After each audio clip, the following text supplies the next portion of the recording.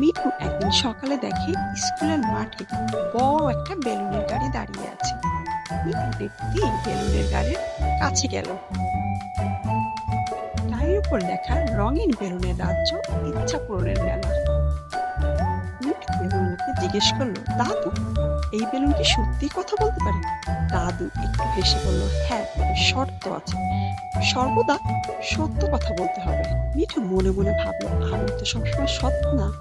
ভয়ে ভয়ে একটি লাল বেলুনের কাছে এগিয়ে গেল। বেলুনটি হঠাৎ করে মিঠুর সাথে কথা বলল। বলল, মিঠু, তুমি কি কখনো কারোর সাথে খারাপ কিছু করেছো?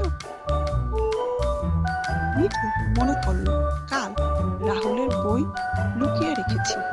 মিঠু ভয়ে ভয়ে বলল, হ্যাঁ, আমি করেছি। মিঠুর হাত থেকে বেলুনটি উড়ে গিয়ে ঘুরতে থাকলো। বেলুন থেকে একটি সোনালী কাঠ বের করে দিল মিঠুর হাতে। কাঠে লেখা, সৎ মন, ইচ্ছা পূরণ। মিঠু তাড়াতাড়ি রাহুলের কাছে গেল।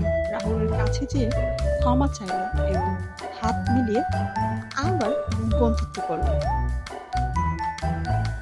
বেলুনওয়ালা দাদু খুশি হয়ে মিঠুকে দোয়া করলো, বলল সবসময় সৎ থাকবে। পুরস্কার হিসেবে অনেকগুলা বেলুন দিল। বেলুনে লেখা, সৎ থাকো, ভালো থাকো।